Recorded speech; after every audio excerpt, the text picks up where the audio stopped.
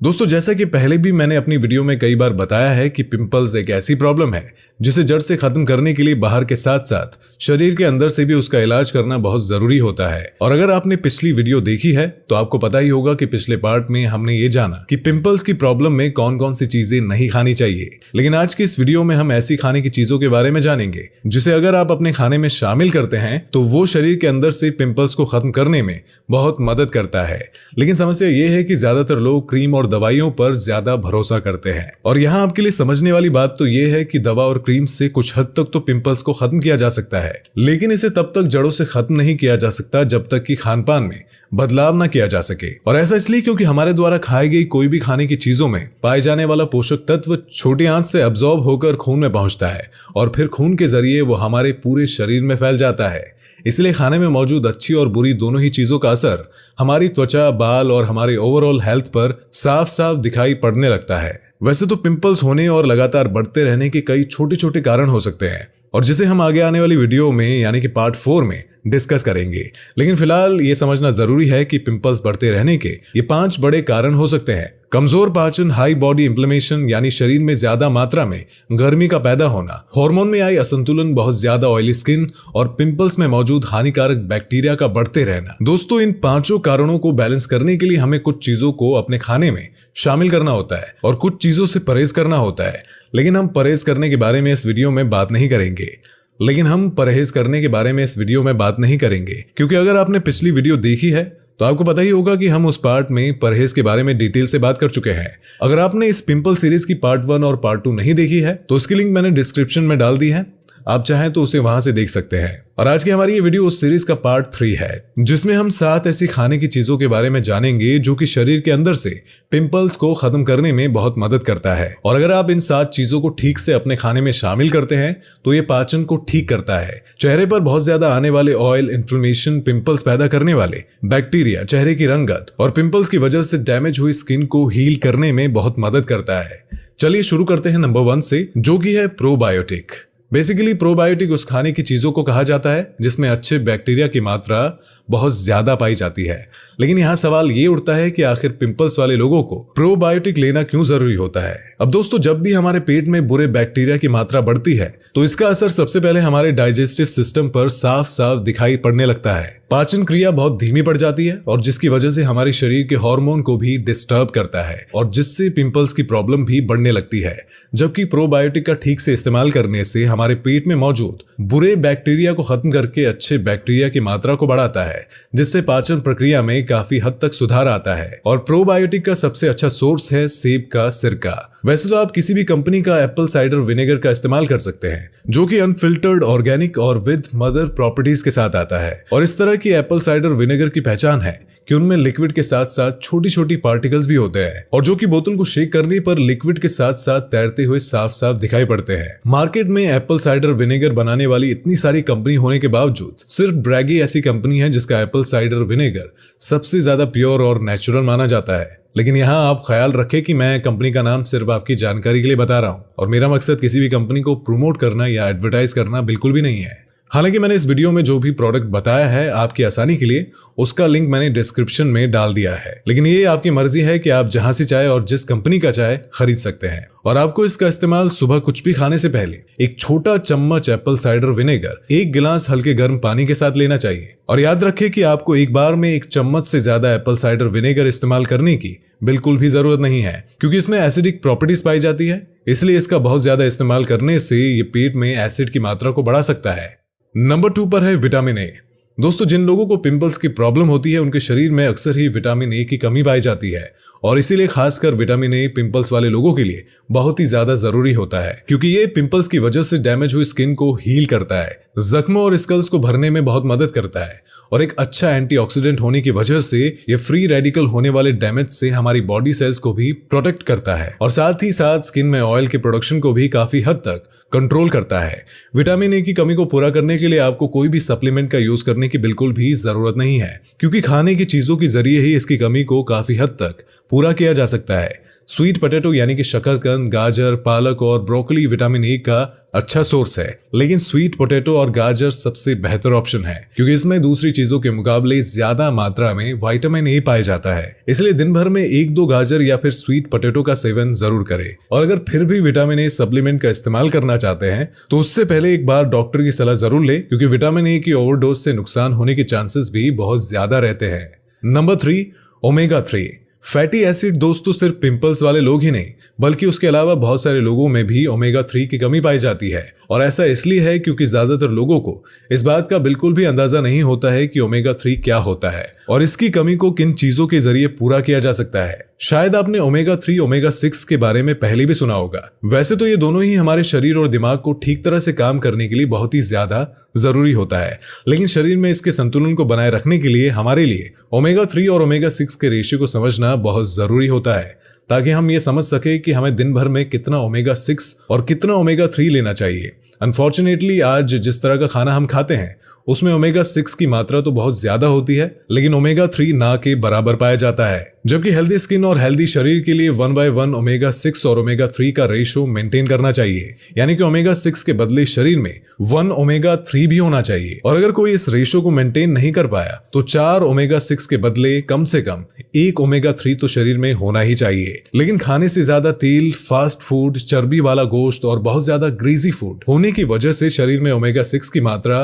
जरूरत से ज्यादा ही बढ़ जाती है और लगभग 15 ओमेगा 6 के बदले 1 ओमेगा 3 भी शरीर में मुश्किल से ही मेंटेन हो पाता है और तब ये शरीर में इन्फ्लेमेशन यानी कि गर्मी पैदा करता है। इसलिए ऐसे में जरूरी है कि कुछ ओमेगा 3 रिच फूड को भी अपनी डाइट में शामिल किया जाए ताकि शरीर में ओमेगा 3 और ओमेगा 6 के रेशो को बैलेंस किया जा सके, क्योंकि ओमेगा 3 में एंटी इन्फ्लेमेटरी प्रॉपर्टीज पाई जाती है जो कि शरीर में ओमेगा 6 की वजह से बढ़े हुए इन्फ्लेमेशन को कम करता है और फेस पर आने वाले ऑयल और एक्ने पिंपल्स को भी कंट्रोल करने में बहुत मदद करता है।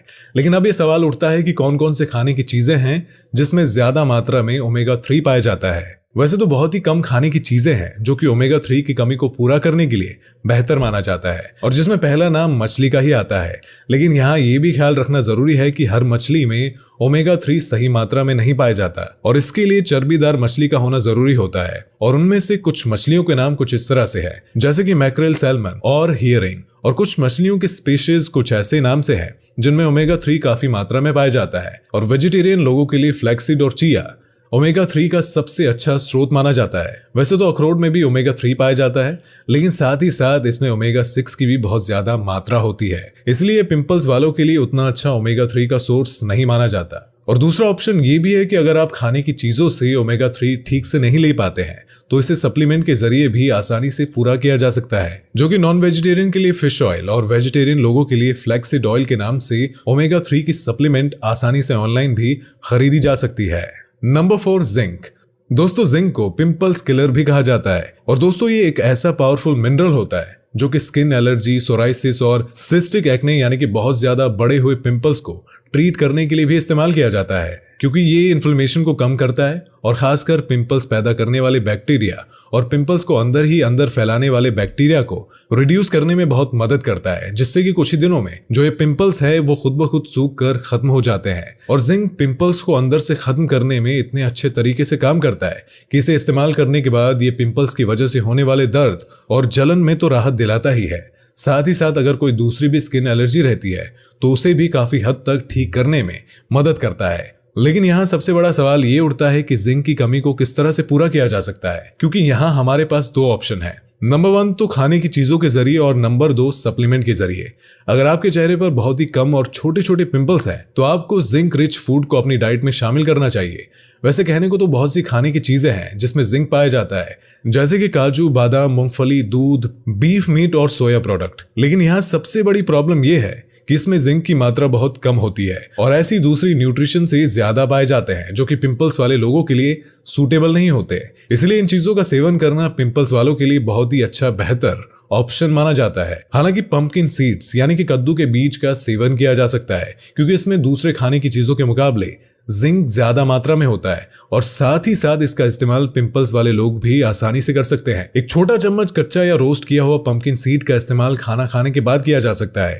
यह आपको ऑनलाइन भी आसानी से मिल जाएगा। लेकिन अगर आपके चेहरे पर साइज में बड़े और पेनफुल पिंपल्स होते हैं तो आपके लिए कद्दू के बीज का सेवन करना काफी नहीं है। इसलिए बेहतर है कि जिंक सप्लीमेंट का इस्तेमाल ही किया जाए। लेकिन मार्केट में बहुत तरह की जिंक सप्लीमेंट मौजूद है और इनमें से सब पिंपल्स की प्रॉब्लम में इस्तेमाल नहीं किया जाता। जो जिंक सप्लीमेंट पिंपल्स की प्रॉब्लम में इस्तेमाल किया जाता है वो थोड़ा अलग होता है और साधारण जिंक सप्लीमेंट के मुकाबले प्राइस में भी थोड़ा कॉस्टली होता है। जिंक सप्लीमेंट का इस्तेमाल करने से पहले और भी कई बातों का ध्यान रखना बहुत जरूरी है, जैसे कि पिंपल्स की प्रॉब्लम के लिए कौन सा जिंक सप्लीमेंट सबसे अच्छा होता है और इसे कब और कितनी मात्रा में खाना चाहिए और क्या इसका ज्यादा मात्रा में इस्तेमाल करने से कोई नुकसान भी हो सकता है। अब इन सारी बातों का जवाब देना इस वीडियो में तो पॉसिबल नहीं है, लेकिन अगर आप चाहेंगे तो जिंक सप्लीमेंट के बारे में इंशाल्लाह अगली वीडियो में जरूर बना दूंगा। लेकिन अगर आप में से 100 लोग इस टॉपिक पर कमेंट करते हैं तो मैं इस पर वीडियो जरूर बनाऊंगा। फिलहाल एक बात का ख्याल रखें कि ऐसे लोग जो पहले से ही किसी बीमारी की दवा खा रहे हैं और प्रेग्नेंट औरतों को जिंक सप्लीमेंट का इस्तेमाल बिना डॉक्टर की सलाह के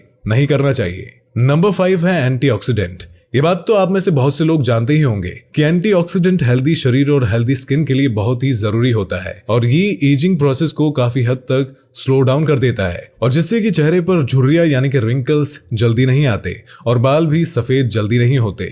एक लफ्जों में कहा जाए तो एंटीऑक्सीडेंट आपको बहुत जल्दी बूढ़ा होने से बचाता है। जब शरीर में एंटीऑक्सीडेंट की कमी रहती है और फ्री रेडिकल ज्यादा प्रोड्यूस्ड होते हैं तो ये लगातार हमारी बॉडी सेल्स के साथ रिएक्शन करके उसे डैमेज करने लगता है और यही वजह है कि कुछ लोग कम उम्र में ही ज्यादा उम्र के दिखने लगते हैं। और जब शरीर में एंटीऑक्सीडेंट एक सही मात्रा में मौजूद होता है तो फ्री रेडिकल बॉडी सेल्स को छोड़कर एंटीऑक्सीडेंट के साथ रिएक्शन करने लगता है और जिससे काफी हद तक हमारी बॉडी सेल्स डैमेज होने से बच जाते हैं।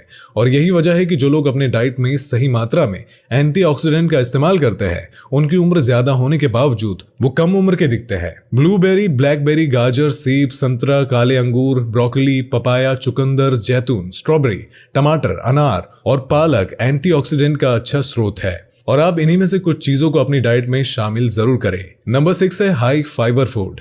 दोस्तों, जिन खानों में फाइबर की कमी होती है वो ब्लड शुगर लेवल को तो बढ़ाता ही है, साथ ही साथ आंतों की दीवार पर भी चिपकता है और कब्ज पैदा करता है और जब भी पेट ठीक तरह से साफ ना हो तो ये भी इनडायरेक्टली पिंपल्स को बढ़ाने का काम करता है।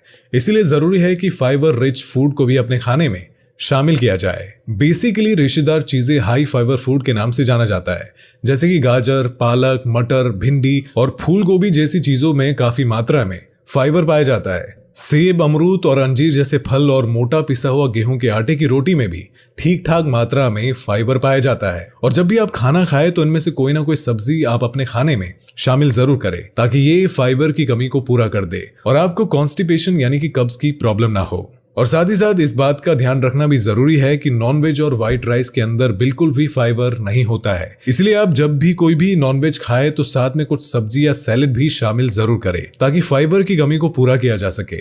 और साथ ही साथ दिन भर में 2.5 से 3 लीटर पानी पीने का खास ख्याल रखें, क्योंकि पानी शरीर में बनने वाले टॉक्सिन को रिमूव करता है और हमारे शरीर के अलग अलग अंगों को ठीक तरह से काम करने में बहुत हेल्प करता है। तो ये थी पिंपल्स की प्रॉब्लम में हमें कौन कौन सी चीजों को अपनी डाइट में शामिल करना चाहिए। लेकिन सिर्फ इतना ही काफी नहीं है। हम आने वाली वीडियो में यानी कि पार्ट 4 में जानेंगे कि वो कौन कौन सी गलतियां होती हैं जो कि पिंपल्स को बद से बदतर बनाती है, क्योंकि पूरे दिन में सुबह से लेकर रात तक ज्यादातर लोग कुछ ऐसी छोटी बड़ी गलती करते हैं जो कि पिंपल्स को लगातार बढ़ाने का काम करता रहता है। तो बस आज के लिए बस इतना ही। आपसे एक और बात कहना चाहूंगा कि आप इस वीडियो को लाइक नहीं भी करेंगे तो भी चलेगा, लेकिन इसे ऐसे लोगों के साथ जरूर शेयर करें जो कि ना कोशिश करने के बाद अपने चेहरे से पिंपल्स को दूर नहीं कर पा रहे हैं, ताकि उन्हें भी सही इंफॉर्मेशन मिल सके। तो तब तक के लिए अपना ख्याल रखें। अल्लाह हाफिज।